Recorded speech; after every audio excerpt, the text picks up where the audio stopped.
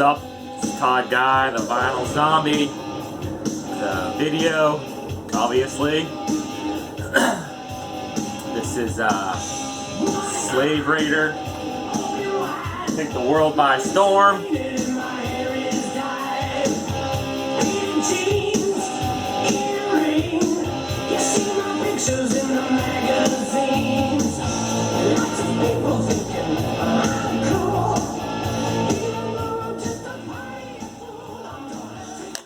There's that. Today's video is not a Vinyl Finds. It's 5 albums that have a special meaning to me, that I associate with things that happened to me in the past.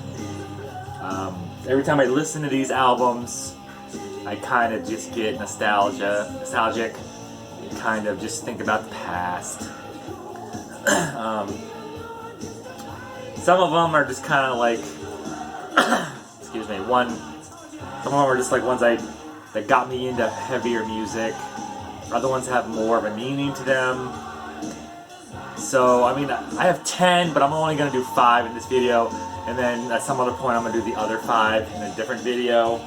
So I don't make it so long, because I am going to be talking about stuff that happened. So, I know I do talk a lot normally anyway. But here are 5 albums. And I've talked about all of these at some point or another. If you watch my videos, 2 or 3 of them anyway, I've talked about quite often. 1 especially. The first one is Testament, Practice What You Preach. No story really to go along with this one, like nothing special. Just, this is the first Testament album I heard. The first song I heard was a title track on our local radio station, 99 Rock, back in 80, whenever this came out. 87? 89. They had 99 Minute Nightmare, which was 99 minutes of heavy metal. Wasn't like death metal, you know, there's no death or obituary on there. It was thrash metal, you know, like new wave or British heavy metal type of stuff. They didn't play during the day normally, because, you know, even though anybody knows Testament, they don't sing about like death and all kinds of fucked up shit. They sing about, you know, other stuff. Like the greenhouse effect on here is about killing the world's frickin' trees and creating problems of the earth. What else? Perilous Nation, Sins of Omission. I mean, they don't touch on like horror shit or anything like that in Testament. So, but it's a great album. Still, like, this one's probably my favorite, but the New Order's also up there. I mean, it's a toss-up between both. This first one I heard, New Order was after that, and that one's great as well. I can't find a copy of vinyl. I'd love to get one, but this one, some people say it's overrated. Maybe, you know. It's probably, I don't know if it was their best-selling album back then. Probably not. I think a couple after this, like Souls of Black, maybe, or The Ritual, probably sold better. They're more commercial, maybe. That's probably not right. I don't want to say the Testament was ever commercial, because they really weren't. But yeah, this first one, Testament, Practice What You Preach.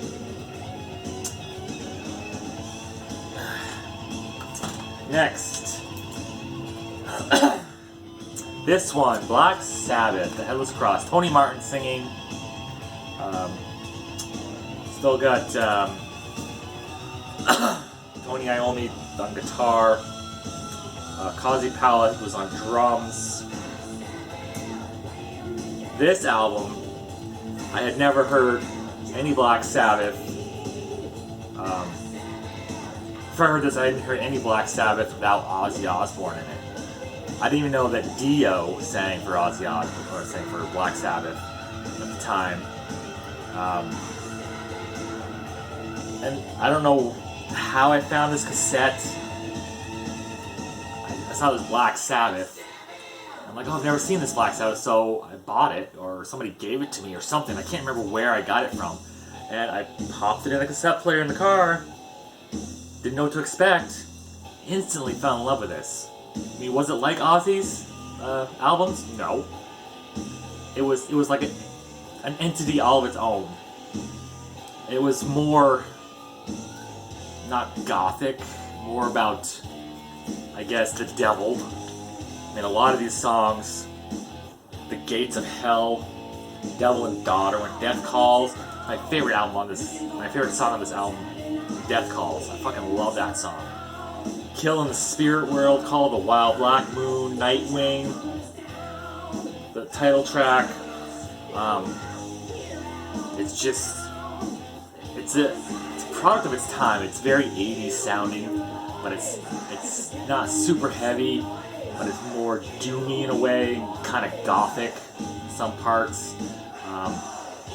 I used to listen to this on my way to my girlfriend's house. Actually, on the way home, I put it in because she didn't like this kind of music. She was like the glam metal, hair metal stuff, which is fine. I like that stuff too. But on the way home, I popped this in and I just played When Death Calls. I mean, I didn't have that long of a ride, so I couldn't hear the whole song. But I'd pop in and listen to what I could every day. I'd just keep playing that song. And then longer trips, I'd pop this in, play the whole thing. But just listening to this reminds me of going to my girlfriend's house and driving home.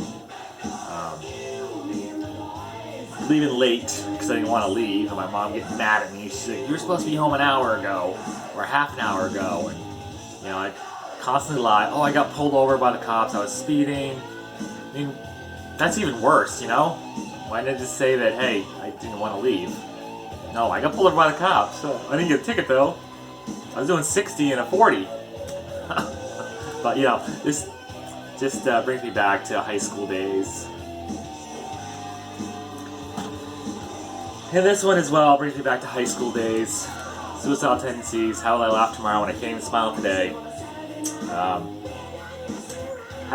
There's a, junior year, I think it was, a bunch of shit happened with my best friend, his girlfriend. They split. I dated her the same day they split.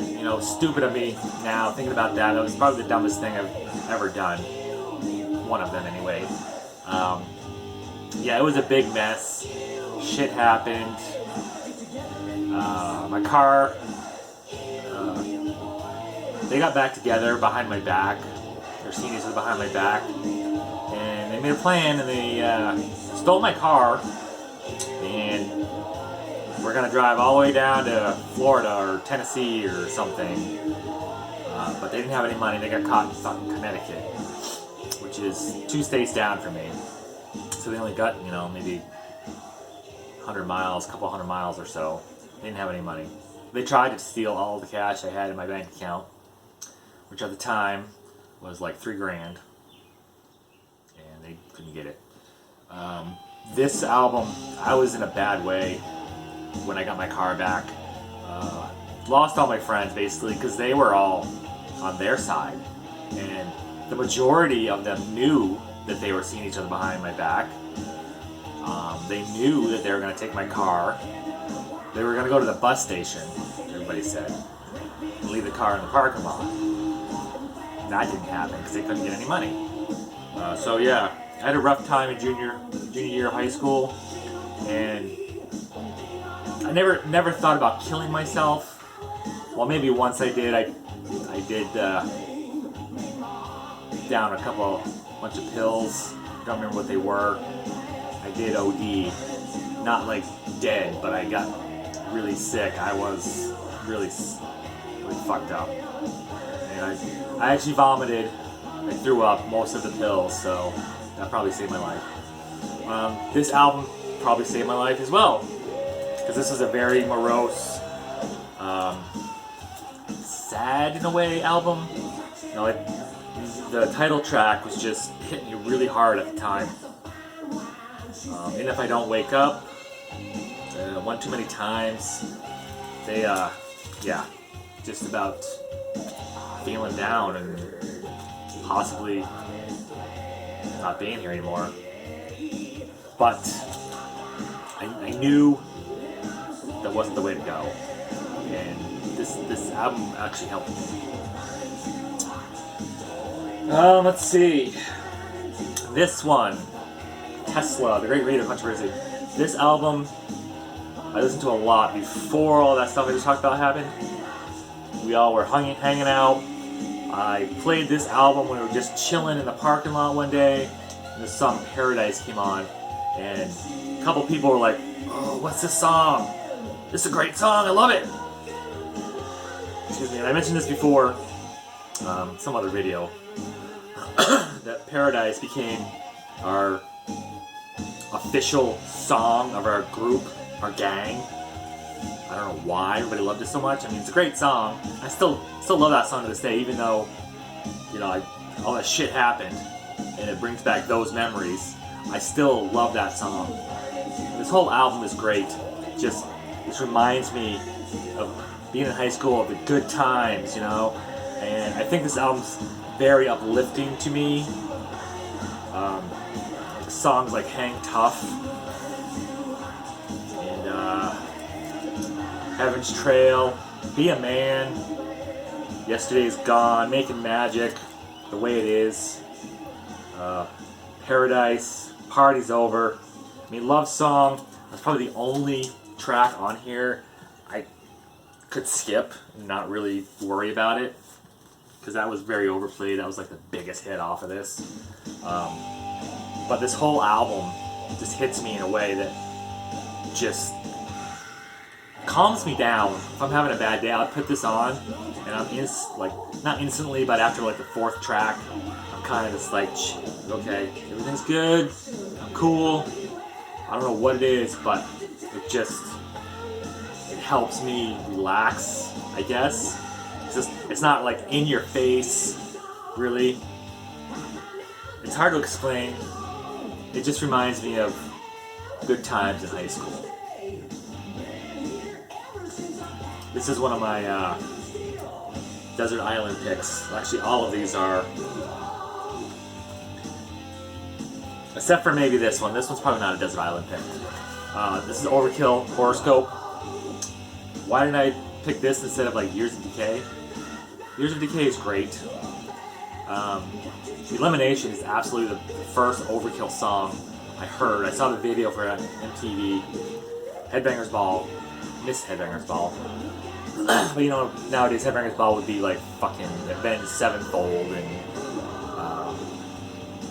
Thyarda's Murder, bands like that. I'm not bagging on those bands. That's not the bands I listen to. But that's what they would play, probably. Unfortunately. Because MTV is all about making the money, or putting on what people want to hear instead of what is not normal to hear.